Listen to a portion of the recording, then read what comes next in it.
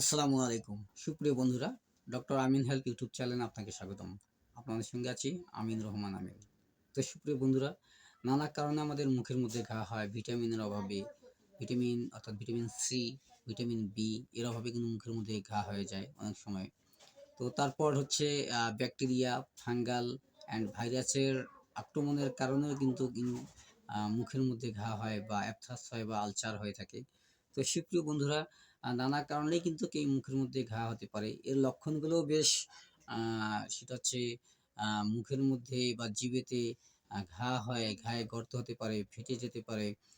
সেই ঘায়ে সাদা, সাদা প্রলেপ পড়তে পারে, দাঁতের মাড়িতে ঘা হয়, রক্তও আসে, পুজ হয়, প্রচুর ব্যথা হয়, জ্বালা যন্ত্রণা থাকে। এইসব প্রবলেম থাকতে পারে এইসব লক্ষণগুলো। তো আমরা আজকে জানবো যে হোমিওপ্যাথিক মেডিসিন গ্রাফাইটিস, এই গ্রাফাইটিসের সঙ্গে কোন লক্ষণগুলো মিলালে আমরা সেই রোগীকে নিঃসন্দেহে গ্রাফাইটিস দ্বারা চিকিৎসা করতে পারবো মুখে ঘায়ের জন্য বা আবসাসের জন্য কিংবা আলসারের জন্য।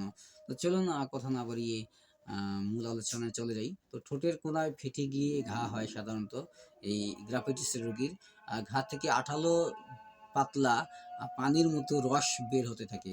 আমি আবার বলছি, ঘা থেকে আঠালো পাতলা পানির মতো রস বের হলে আর ঠোঁটের কোণায় যদি ঘা হয়ে থাকে, তো এইসব মূল এই দুটি লক্ষণকে আমরা কেন্দ্র করে সেই অ্যাপথাস বা মুখের আলসারের রোগীকে কিন্তু আমরা নিঃসন্দেহে গ্রাফাইটিস দিতে পারি। এবং গ্রাফাইটিস সঠিক নিয়মে সেবন করলে সে অতি দ্রুত আরোগ্য লাভ করবে। তো ৩০ শক্তির ৪ থেকে ৫টি দানা ২ থেকে ৩ ঘন্টা পর পর একজন রোগী যদি দিনে ৪ থেকে ৫ বার সেবন করে, তাহলেই দেখা যাবে যে সেই রোগী অতি দ্রুত কিন্তু ঠোঁটের ঘা থেকে বা জিভের ঘা থেকে, মুখের ঘা থেকে রক্ষা পেতে পারে।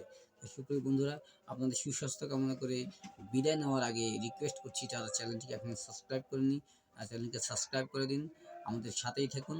দেখা হচ্ছে পরবর্তী কোনো ভিডিওতে। সেই পর্যন্ত সুস্থ থাকুন, ভালো থাকুন, সুন্দর থাকুন। আল্লাহ হাফেজ।